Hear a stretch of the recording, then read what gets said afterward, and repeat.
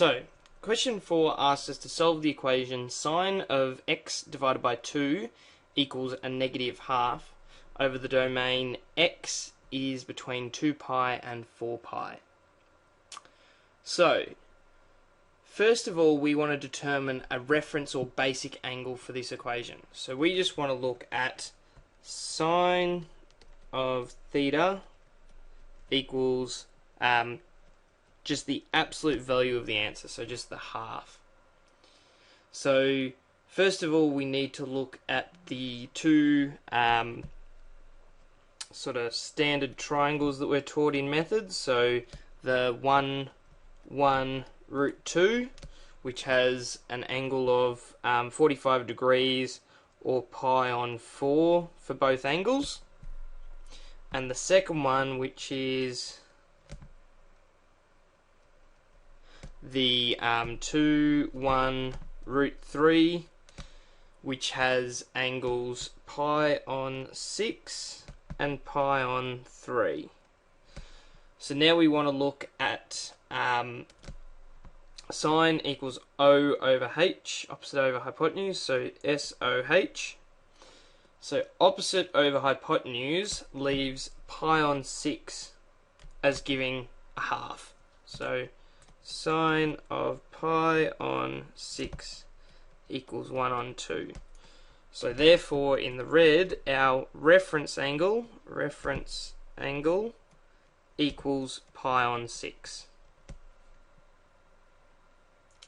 So now we just need to have a look at where is sine negative. So we've got our cast system, so we've got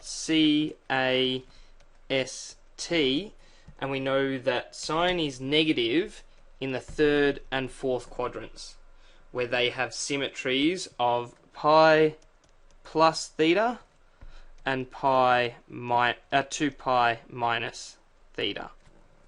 So they're the two symmetries we're going to be using. So now, if we quickly sketch sine of x divided by 2, and we want in the positive direction, so here's the sine graph, and we know that the x divided by 2 has doubled the period. So instead of being 2 pi, that's now 4 pi. And this point here is 2 pi. So what we're looking for is these 2 points here and here, where the sine graph equals a negative half. So for that to occur, what we're going to have is the x divided by 2 is equal to the pi plus theta and the 2 pi minus theta from before that we found using our symmetries over here. Then let's substitute in our reference angle or theta. So we now have x divided by 2 equals pi plus pi on 6 and 2 pi minus pi on 6.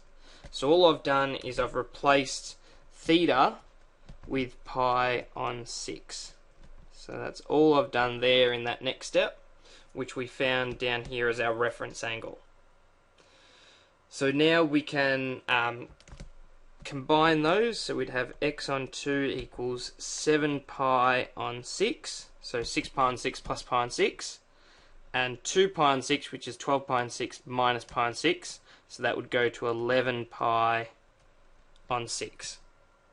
So the last thing to do is just to multiply everything by 2. So we multiply that by 2, multiply that by 2, multiply that by 2 to get x by itself. So we can say that x equals 7 pi on 3 and 11 pi on 3. And they're the only two solutions to this question.